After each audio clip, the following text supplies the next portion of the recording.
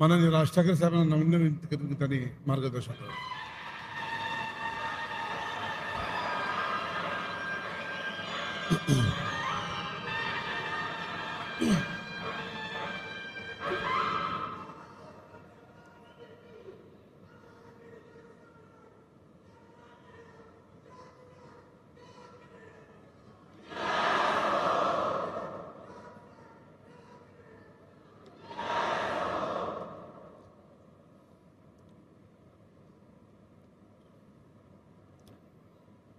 जमलेल्या माझ्या सर्व पदाधिकारी बांधवांनो आणि भगिनींनो,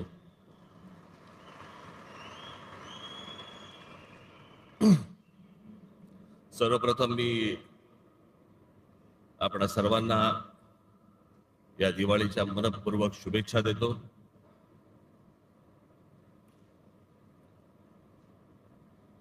बरोबर दिवाळीच्या जरा मध्यात, आज तसं काही नव्हतं, त्याच्यामुळे आज हा मेळावा इथे घेण्यात आला.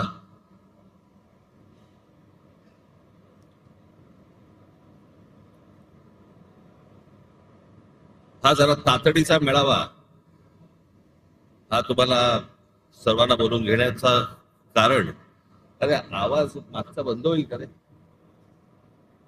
माझं मलाच ऐकू येतंय.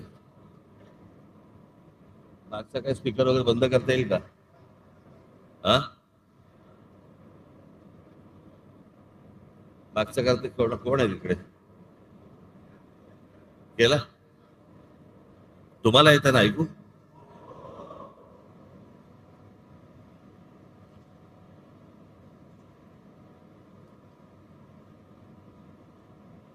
यावेळेची जरा जेव्हा लागेल तेव्हा आणि जेव्हा आपण ठरवू तेव्हा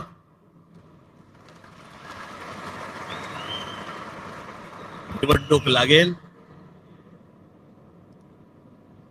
ज्या प्रकारचा सगळा गोंधळ सुरू आहे मतदार याद्यांमध्ये, हा आत्ताचा नाहीये, हा गेल्या काही वर्षांचा आहे. तुम्हाला आठवत असेल तर 2016-17ला मी याच्याच विरोधात आवाज उठवला होता, या वोटिंग मशीन आणि मतदार याद्या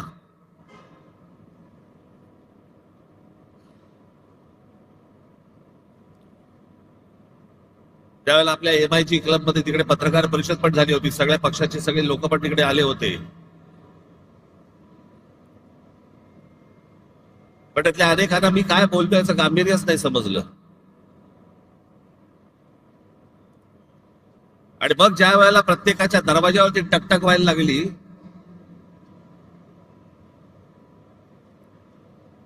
त्यावेळेला कळून चुकलं की काय प्रकार सुरू आहेत ते निवडणुकीचे.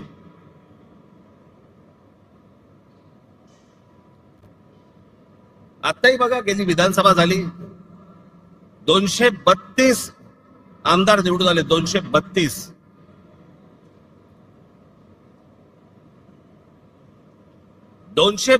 आमदार, एवढे प्रचंड यश मिळाल्यानंतर देखील महाराष्ट्रामध्ये सन्नाटा होता. कुठे विजय मिरवणुका नाहीत, कुठे जल्लोष नाही, काही नाही, सन्नाटा कर. म्हणजे मतदार तर अवाक झालेच होते, निवडून आलेले पण अवाक झाले होते. निवडून आलेल्या लोकांनाही समजायला कसा निवडून आलो.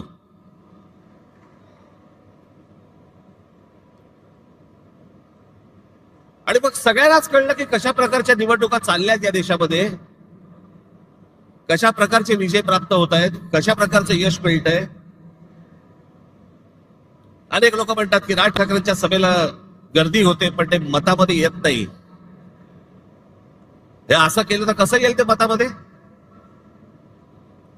आणि तेच चालू आहे. राज्यांमधले जे स्थानिक पक्ष आहेत त्यांना संपवणे, त्यांना मिटवून टाकणे आणि अशा मतदार याद्या तयार करायच्या, सगळी माणसं घुसवायची. मला तर आता कळलंय, अगदी खात्रीलायकरित्या समजलेली गोष्ट तुम्हाला सांगतो की आत्ताच्या या होणाऱ्या निवडणुकांना त्यांनी 1 जुलैला यादी बंद करून टाकली. त्याच्या अगोदर काही काम म्हणजे विधानसभेला तर होतेच भरलेले. त्याच्यानंतर जवळपास 96 लाख खोटे मतदार महाराष्ट्राच्या यादीत भरलेत.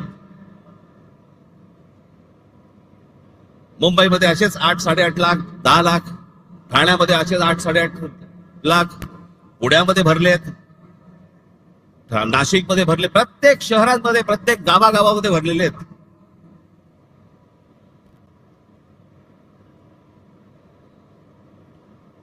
अशा निवडणुका होणार आपल्या देशात. मग कशासाठी प्रचार करायचा, कशासाठी उमेदवार भरायच्या, कशासाठी निवडणुका लढायच्या, कशासाठी पैसे खर्च करायचे, कशासाठी मतदारांनी रांगेमध्ये उभं राहायचं आणि मतदान करायचं. अशा प्रकारच्या निवडणुका जर होत असतील तर हा संपूर्णपणे या महाराष्ट्रातल्या आणि देशातल्या मतदारांचा अपमान आहे.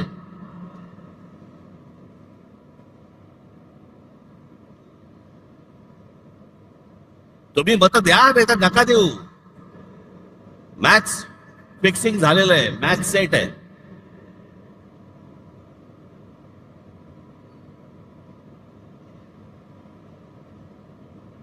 अशा महाराष्ट्रामध्ये निवडणुका होणार.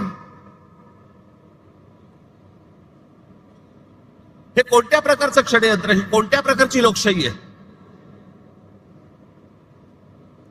आणि नंतर सांगायचं नाही नाही ह्यांचा एकही आमदार निवडून नाही आला, ह्यांचा एकही खासदार निवडून नाही आला. अरे येईल कसा.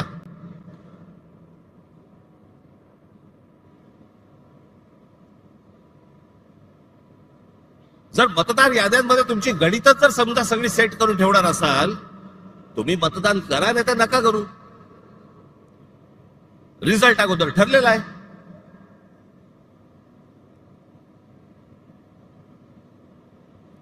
आणि आम्ही जे निवडणूक आयोगावरती बोलतोय, निवडणूक आयोगाला ह्या याद्या सुधारा म्हणून सांगतोय, मला समजत नाही सत्ताधारी पक्षाचे लोक का चिडतायत. लागतंय ना कुठेतरी.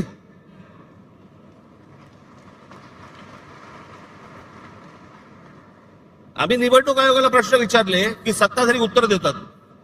तुम्हाला कोणी विचारलं.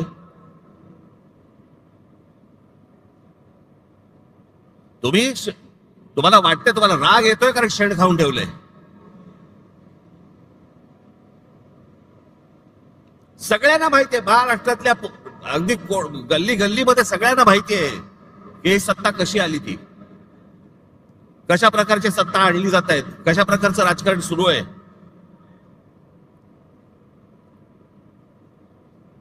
बरं, हीच माणसं ज्यावेळेला विरोधी पक्षामध्ये होती त्यावेळेला आता जे मी बोलतोय तेच गोष्ट बोलत होते. सत्तेमध्ये ज्यावेळेला वेगळे असतात आणि ही आता सत्तेतले ज्यावेळेला विरोधी पक्षामध्ये होते त्यावेळेला काय बोलले. माझ्याकडे एक नरेंद्र मोदींचं माझ्याकडे एक भाषण आहे आसाम मधलं. त्याच्या भाषणाची शेवटची जी 10 सेकंद 15 सेकंद आहेत ना, ते नीट ऐका.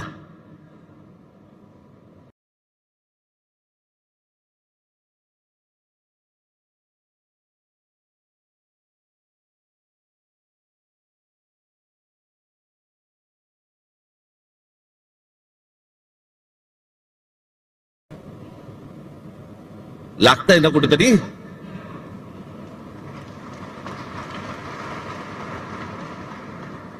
आम्ही निवडणूक आयोगाला प्रश्न विचारले की सत्ताधारी उत्तर देतात. तुम्हाला कोणी विचारलं.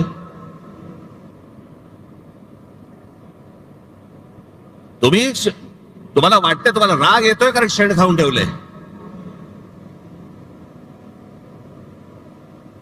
सगळ्यांना माहितीये, महाराष्ट्रातल्या अगदी गल्ली गल्लीमध्ये सगळ्यांना माहितीये की ही सत्ता कशी आली, ती कशा प्रकारची सत्ता आणली.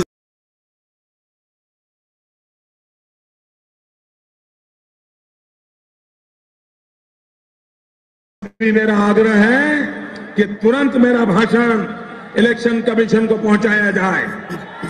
इलेक्शन कमीशन, अगर गुजरात में शांति से चुनाव होता है वो कोई इलेक्शन कमीशन की क्रेडिट में नहीं जाता है. अगर महाराष्ट्र में गुजरात शांति से चुनाव होता है क्रेडिट इलेक्शन कमीशन को नहीं जाती है. अगर शांति से चुनाव पूर्वी उत्तर प्रदेश में होते हैं, बिहार में होते हैं, बंगाल में होते हैं, कोई रिगिंग नहीं होता, कोई शिकायत नहीं होती, कोई हिंसा नहीं होती, तभी क्रेडिट इलेक्शन कमीशन को जाता है। और मैं गंभीर आरोप लगा रहा हूं, आप इन इलाकों के इलेक्शन में रिगिंग रोकने में विफल गए हैं, हिंसा रोकने में विफल गए हो, झूठे मुकदमे हमारे बाबुल पे लगाए जा रहे हैं। इलेक्शन कमीशन का काम है नागरिकों को प्रोटेक्ट करना। आप अपनी जिम्मेवारी को सही ढंग से निभाएं, इसके लिए मैं आग्रह करता हूं। मैंने उत्तर प्रदेश में कहा था, कुछ सीटों के मैंने नाम कहे थे और मैंने कहा था वहां लूट चलने वाली है और इलेक्शन कमीशन कुछ नहीं कर पाया। आज मैं दोबारा कह रहा हूं, इन इलाकों में, बंगाल में, बिहार में, पूर्वी उत्तर प्रदेश में यही होने वाला है। क्या इलेक्शन की जिम्मेवारी नहीं है कि शांतिपूर्ण चुनाव हो, रिगिंग ना हो, मारकाट ना हो? इतना सारा खर्चा हो रहा है, पूरा देश का मशीन आपके हाथ में है, प्रधानमंत्री से भी आपके पास इतने ज्यादा हक है, तो आप करते क्यों नहीं हो? क्या इरादा है आपका?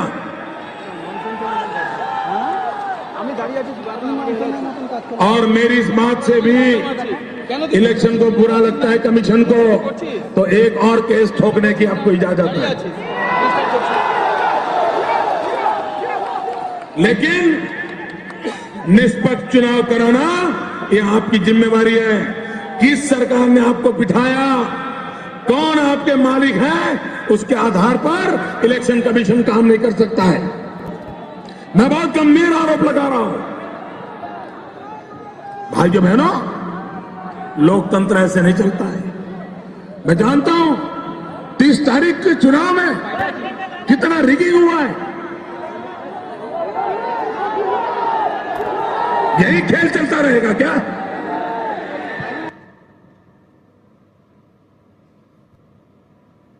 मी काय वेगळं बोलतोय?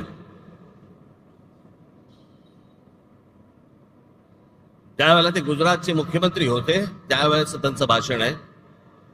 आज ते स्वतः पंतप्रधान आहेत. आम्ही काय वेगळं बोलतोय? की सत्ताधाऱ्यांचे, या निवडणूक आयोगाला आम्ही पण तेच सांगतोय, तुम्ही सत्ताधाऱ्यांचे गुलाम नाही आहात.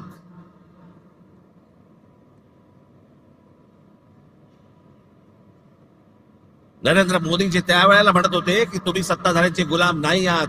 आम्ही आज तेच म्हणतोय.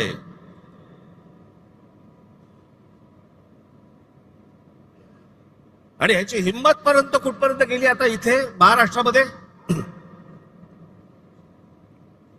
सत्ताधारी पक्षाचा आमदार स्वतः सांगतो की मी माझ्या निवडणुकीला 20,000 मतं बाहेरून आणली. जाहीररित्या भाषणामध्ये बोलतो. पैठणचे आमदार आहेत भुमरे म्हणून, त्या दिवशी त्यांनी भाषण केलं, त्या भाषणामध्ये त्यांनी सांगितलं. मग शिंदेनी त्याला काहीतरी डोळा मारला का काहीतरी केलं की दाढीवरनं हात फिरवला. मग लगेच तो बोलला नाही, जे बाहेर गेले होते, स्थलांतरित होते, त्यांना मी आणलं. बघा, तुम्ही तुमचंच बघा. पैठणचे आमदार विलास बापू भुमरे यांनी भाषणामध्ये बोलताना त्यांनी विधानसभा निवडणुकीत 20,000 मतदार हे बाहेरून आणले असं सांगितलं. मात्र शिंदे यांनी इशारा करताच विलास भुमरेंनी सारवासारव केली. मतदान बाहेरून आणलं म्हणजेच स्थलांतरित मतदार होते, त्यांना मतदान करण्यासाठी विधानसभेच्या वेळी आणलं असा खुलासा किंवा सारवासारव त्यांनी केली. त्यानंतर सभागृहामध्ये एकच हशा पिकला.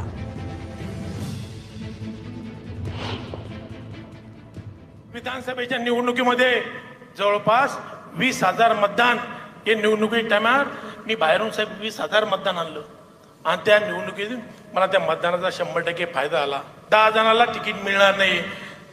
सर्वजण त्या पदाचे उमेदवाराचे कॅपेबल असतात. बाहेर होतो त्यांना.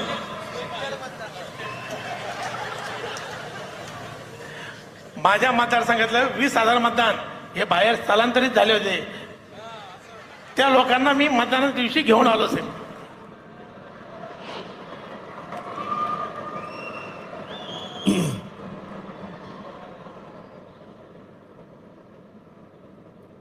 बेधडक सत्ताधारी पक्षातले आमदार तुमच्या नाकावर टेचून बोलतायत.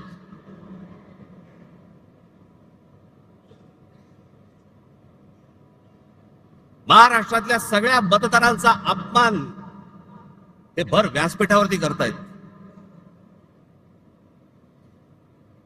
की आम्ही 20,000 मतदान बाहेरून आणलं. प्रत्येकाने सांगले आहेत, त्यातच सत्ता उभी राहिली.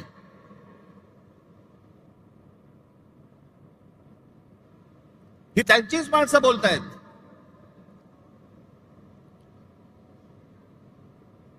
आणि निवडणूक आयोगामध्ये घोळ आहे, निवडणूक आयोगाच्या यादीमध्ये घोळ आहे.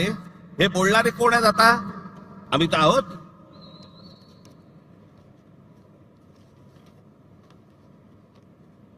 मी अजून 3 व्हिडिओ आणलेत. एक आहे सतीश चव्हाण, अजित पवार गट. दुसरे आहेत संजय गायकवाड, एकनाथ शिंदे गट. आणि तिसरे आहेत मंदा म्हात्रे, हे भाजपचे आहेत. हे तिघेही आमदार आहेत. तिघेही आमदार आहेत. हे तिघेही काय बोलतात ते ऐका. या सगळ्या संदर्भात सत्ताधारी आमदारांनी नेमकं काय म्हटलंय बघूयात. गंगापूर विधानसभा मतदारसंघात जवळपास 36,000 नावे दुबार आलेली आहेत. खरं तर मतदार याद्यांपासून ते निवडणूक निकाल लागेपर्यंत सगळे काम पारदर्शकपणे पार पडण्याचं काम हे निवडणूक आयोगानं करणं अपेक्षित आहे. त्यांच्या डिप्टीला महसूल खात्याची मशिनरी असते, परंतु ही दुबार नावे शोधण्याचं काम हे राजकीय पक्षाचे कार्यकर्ते करू लागले. विशेषतः रांजणगाव शंकुनी सारख्या वसाहतीमध्ये मोठ्या संख्येने मतदानाची दुबार नावे आहेत. मयत झालेल्या एक प्रसिद्ध व्यक्ती आहे, माजी पंचायत समिती सदस्य गंगापूर. मयत होऊन 13 वर्षे झाले. नाव आहे लोकरे रघुनाथ रखमाजी. अजूनही नाव मतदार यादीत आहे. असे हजारो मयतांची नावं या मतदार यादीत आहेत. आगामी बुलढाण्यामध्ये जवळपास कलेक्टर साहेबांना 4,000 डबलची नावं ही बोगस असल्याचं आम्ही कळवलेलं आहे, लेखी कळवलं आहे. काल महाराष्ट्र राज्याचे निवडणूक आयोग दिनेश वाघोले साहेबांना मी फोन केला की अशा प्रकारचे बोगस नावं आहे आणि काही 30-30 वर्षापासूनचे लोक इथे राहून गेलेत, अधिकारी राहून गेलेत, त्यांची देखील नावं तशीच आहेत आणि मृत्यू झालेले देखील. हा आकडा जिल्ह्यात जर विचार केला तर लाखापेक्षा अधिक हा आकडा आहे. आणि निवडणूक आयोग म्हणतो नाव काढू नका. अरे ही जी डबल नाव ही तुम्ही काय काढत नाही? असा कोणता या भारताचा कायदा आहे, कोणतं संविधान असतं की असे बोगस नावं तुम्ही कायम ठेवतात? मृत्यू पावलेल्यांची नावं तुम्ही टाकत नाही. 25 जुलैला तुम्ही सांगितलं की नाव काढू पण नका पण टाकू नका. कालपर्यंत जे मुलं तरुण झाले, वयात आले, ज्यांना मतदानाचा अधिकार प्राप्त आला, तुम्ही त्यांचा अधिकार हिसकून घेत नाहीये का? गेले 15-20 वर्ष जवळजवळ मी सातत्याने ही दुबार नावं असतील किंवा बोगस नावं असतील यासाठी मी कलेक्टर असतील, निवडणूक अधिकारी असतील यांच्याकडे प्रयत्न करत. ही ठराविक लोक असतात, ही पैसे घेऊन नोंदणी तर करतात आणि लोक इकडनं तिकडनं गावाकडनं आणून सकाळ सकाळ ते मतदान करूनही ते जातात. त्यामुळे उमेदवाराला त्याचा फटका बसू शकतो. हे सत्ताधारी पक्षाचे आमदार आहेत बरं का. आणि सत्ताधारी पक्षाचे आमदार असून देखील हे सांगतायत की बोगस मतदार भरलेले आहेत याद्यांमध्ये.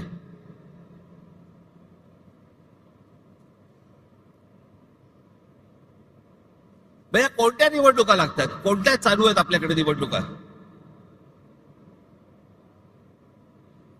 हे गेल्या 10-12 वर्षामध्ये 15 वर्षामध्येच का प्रश्न पडले?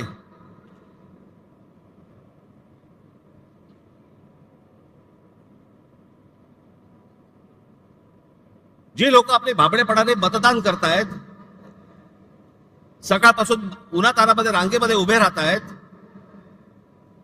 त्यांच्या मताला जर काही किंमत नसेल आणि अशाच प्रकारे जर समजा तुम्हाला आकडेवारी जुळवून जर समजा सत्ता मिळवायची असेल, कशासाठी निवडणुका करायच्यात?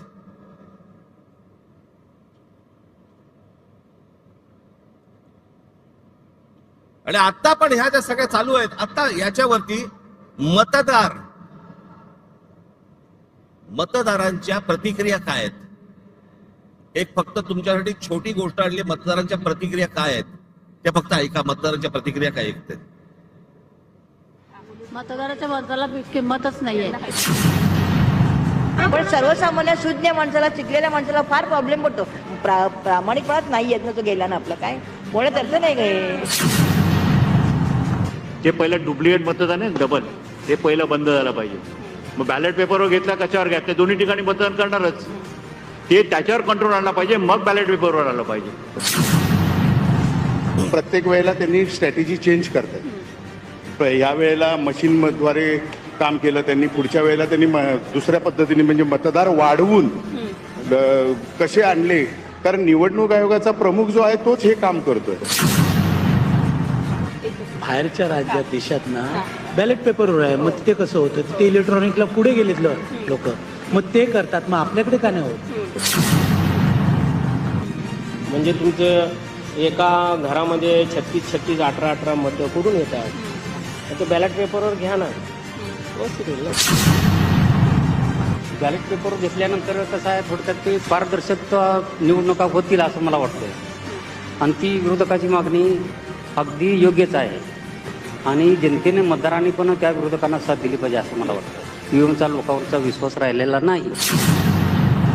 त्या दिवशी इलेक्शनचा रिझल्ट लागला त्यावेळेला लिटरली मुंबईमध्ये सन्नाटा होता की कोणी या इलेक्शनचा रिझल्ट एक्सपेक्टच केला नव्हता. आणि हे फक्त मॅनिप्युलेशन्स करूनच पॉसिबल झालेलं आहे. मला वाटतं की पहिले जो काही घोळ आहे मतदार यादीत, तो सगळा घोळ निस्तरून त्याच्यानंतर भले 1 वर्ष लागलं तरी चालेल, पण सगळ्या मतदार याद्या क्लिअर करूनच नंतरच इलेक्शन झालं पाहिजे. आणि सगळे जे आता आहेत न्यायालयापासून सगळे विकत घेतलेले आहेत, त्याच्यामुळे त्याला इलाज नाही आहे. कारण आता फक्त जो जमाना होता, आता माझा होता 77 आहे, जो जमाना आमच्या होता आता माझ्या आता फक्त चोरी आणि सगळ्यांनी निष्ठा विकलेली. बॅलेट पेपरवरती मी सांगितलं की नाही, बॅलेट पेपरवरतीच हवं तरच हा घोळ होऊ शकतो, नाही तर शक्य नाही.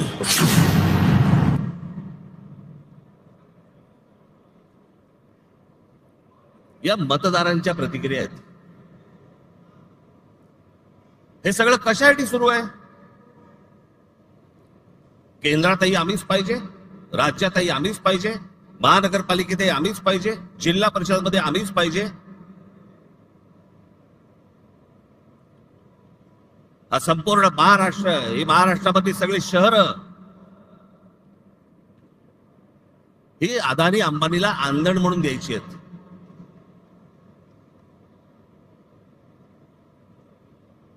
मी मागे तुम्हाला सांगितलं होतं, त्या आपल्या मीरा भाईंदरच्या माझ्या सभेमध्ये मी सांगितलं होतं की काय चालू आहे आता ह्यांचं.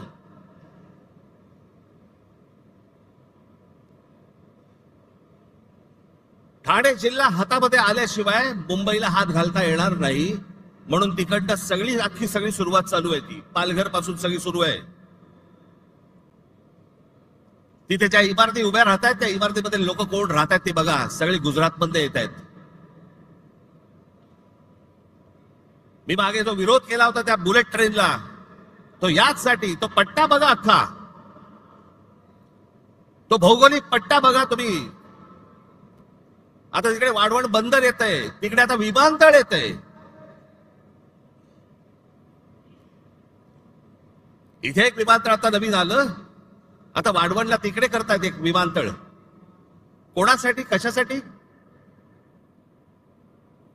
मला यांचा कळलेला जो प्लान आहे ना, आज हे 100% सगळे सांगणार आहेत नाही म्हणून, असं होणार नाही, आम्ही होऊ देणार नाही, करणार नाही वगैरे सगळे सत्ताधारी सांगतील, पण याचा प्लान काय तो लक्षात ठेवा.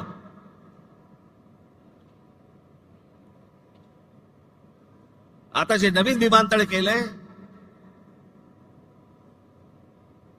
हे आत्ता आपलं जे सांताक्रूजचं विमानतळ आहे, छत्रपती शिवाजी महाराज विमानतळ, अंधेरी सांताक्रूजचं, इकडनं आता ते आहे अडाणीच्या हातात. इकडनं सगळी ऑपरेशन्स आता हळूहळू कमी करणार आणि सगळी तिकडे नेणार नवी मुंबईला. इकडचा सगळा कार्गो काढणार आणि तो वाढवणला नेणार. आणि मग ती संपूर्ण जमीन अख्खी एकदा काहीतरी गुगल मॅप वर जाऊन बघा केवढी आहे ती, आणि मग ती अदानीच्या घशात घालणार.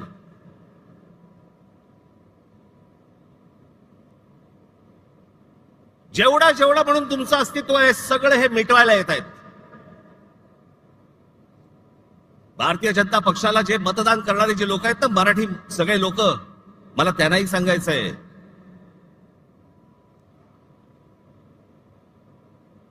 हा अदानी अंबानीचा ह्या सर्व लोकांचा ज्यावेळेला गुजरातचा वरवंटा ज्यावेळेला महाराष्ट्रावरती फिरेल ना, त्यावेळेला ते तुम्हाला बघणार नाहीये, तुम्हाला पण त्या वरवंट्याखाली मराठी म्हणूनच घेणार.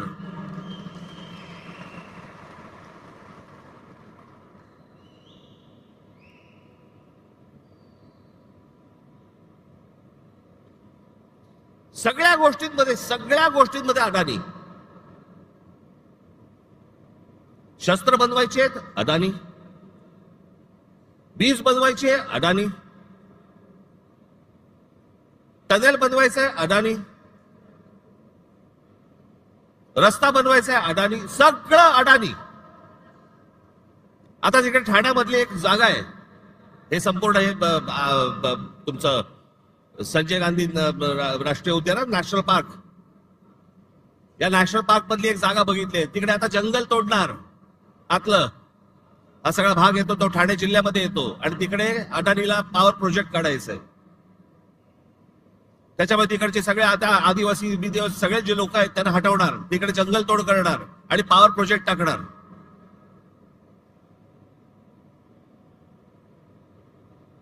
इथे पुढे ते अलिबाग, हे जे रस्ते होत आहेत ना, एवढं लक्षात ठेवा, मी प्रगतीच्या आड येणारा माणूस नाही,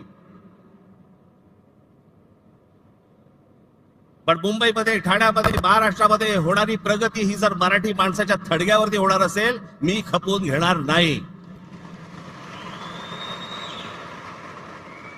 तुम्हाला वाटत असेल की हे सगळे रस्ते जे बांधले जात आहेत, सिलिंग पासून ते अटल सेतू पासून सगळ्या गोष्टी तुमच्यासाठी नाही येते. हे जे सगळे जमिनी घेत सुटलेत ना उद्योगपती, त्यांच्यासाठीचे रस्ते आहेत ते.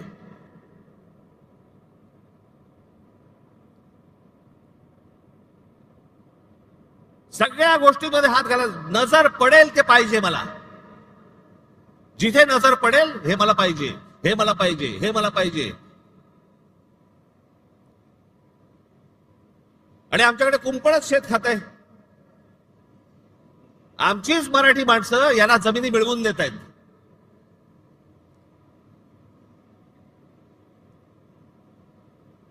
आमचे मराठी माणसं काही दलाल म्हणून यांच्यासाठी कामं करतायत.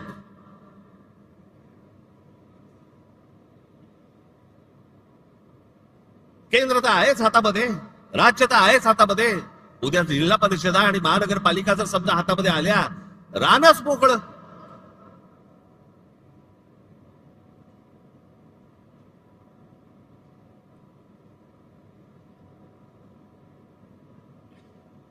हे काही सहज चालू नाहीये, हे सगळं प्लॅन आहे.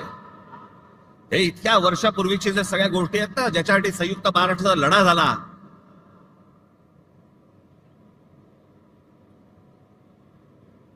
ही गुजरातला मुंबई हवी होती, आणि महाराष्ट्राला मुंबई देऊ नका असं म्हणणारे पहिले कोण होते? वाईट याच गोष्टीचं वाटतं की ज्यांच्याकडे आम्ही आजपर्यंत आदराने पाहत आलो आम्ही, त्यांनी सांगावं की मुंबई महाराष्ट्राला मिळणार नाही म्हणून. आणि ते होते, पहिले होते वल्लभभाई पटेल. तुमचा विश्वास बसणार नाही.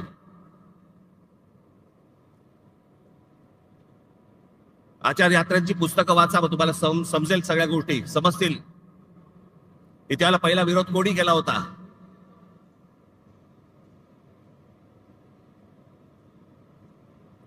हे आत्ताच नाहीये, हे जुनं आहे. हे आत्ता फक्त सगळ्यांच्या साहाय्याने ते कर देत आहेत, आणि त्याच्यासाठी बोगस मतदार भरले जात आहेत, जेणेकरून ह्याच्यातनं सगळे खासदार आमचे, आमदार आमचे, जिल्हा परिषदा आमच्या, महानगरपालिका आमच्या, नगरपालिका आमच्या, सगळे एकदा हातामध्ये आलं. तुम्ही काय करणार आहात? नंतर काय करू शकता तुम्ही? नंतर काही नाही. एकदा हाताबंद गेलं, जमीन एकदा हाताबंद गेली, परत येत नाही. आणि जमीन हेच तुमचं अस्तित्व आहे. ते एकदा हाताबद्दल गेलं, त्याच्यासाठीची ही सगळी रचना आहे.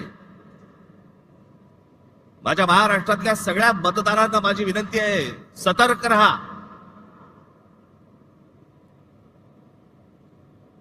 आणि म्हणून मी तुम्हाला आज सर्व यादी प्रमुखांना इथे जे मी बोलवलंय, सगळ्या गोष्टी टप्प्याटप्प्याने होणार, बरोबर होणार.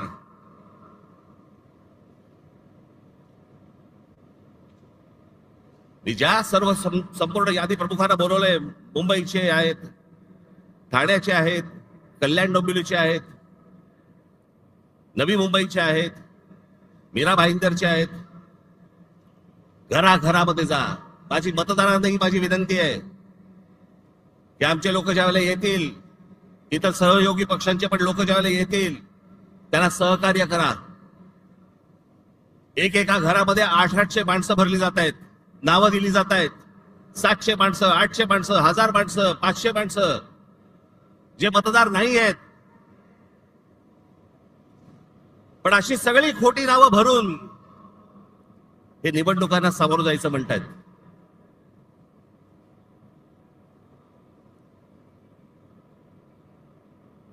हे ज्या निवडणुका घ्यायचं म्हणतायत ना, हे जोपर्यंत ही मतदार यादी पूर्णपणे स्वच्छ होत नाही, सर्व राजकीय पक्षांचं समाधान जोपर्यंत होत नाही, तोपर्यंत या महाराष्ट्रामध्ये निवडणुका घेऊनच दाखवा.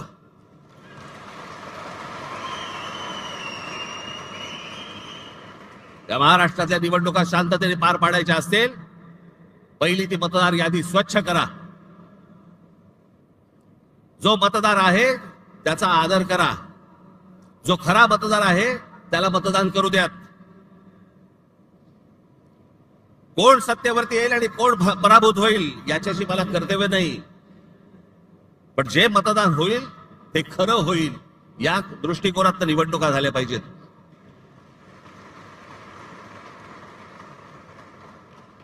त्याच्यामुळे आता सर्व माझ्या यादी प्रमुख जे आहेत,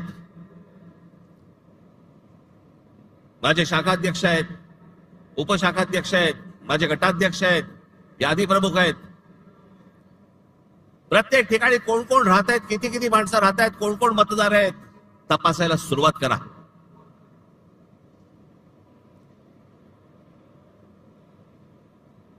हे जे या लोकांनी शेण खाऊन ठेवलं ना, सगळ्या गोष्टी बाहेर येतील, बरोबर बाहेर येतील. येतातच आहेत, सगळेजण आणतातच आहेत.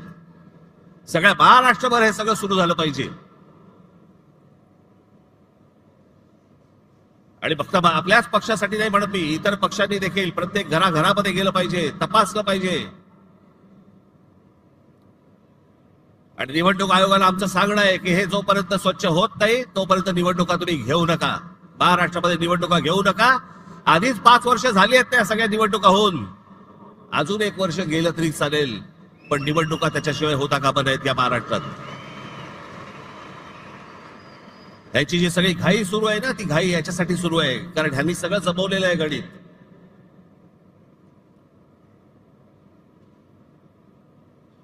पुढे या सगळ्या गोष्टींचं पुढे कसं कसं जायचंय, कुठे कुठे जायचंय, ह्याचे प्रत्येकाचे टप्पे ठरलेले आहेत, योग्य वेळी सांगणार. पण आज 3 वाजता एक सर्वपक्षीय पत्रकार परिषद आहे,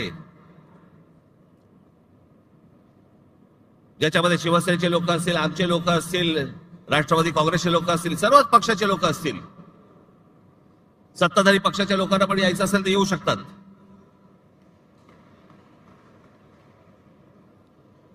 आणि पुढचा कार्यक्रम काय आहे हे आज 3 वाजता तुम्हाला सांगण्यात येईल. त्याची प्रतीक्षा करा आणि तयारीला लागा.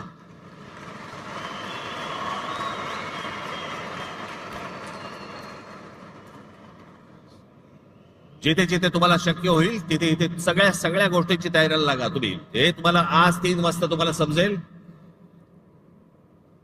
ही पत्रकार परिषद होईल त्यावेळेला. पण आज तुम्ही इकडे जण आलाय, मला फक्त आपल्याला एवढंच सांगायचंय की कशासाठी काय चालू आहे षडयंत्र ते सर्वांनी ओळखा आणि मतदार याद्यांवरती जोरात कामाला लागा, एवढंच सांगण्यासाठी म्हणून मी आज आपल्या सर्वांसमोर मी इथे आलोय. जाताना सर्वजण नीट जा आणि घराघरापर्यंत, नागरिकांपर्यंत प्रत्येकाकडे पोचा. ज्याला जाल त्याला नम्रपणे जा, शांतपणे जा, त्यांची विचारपूस करा आणि सगळ्या गोष्टी या तुम्ही तुमच्याकडे कागदावरती लिहून काढल्या पाहिजेत. एवढंच सांगण्यासाठी म्हणून मी आज आलो. दिवाळीच्या मध्यात तुम्हाला बोलवलं त्याबद्दल दिलगिरी, परंतु आपण आलात त्याबद्दल मी आपला सर्वांचे आभार मानतो. धन्यवाद. जय हिंद, जय महाराष्ट्र.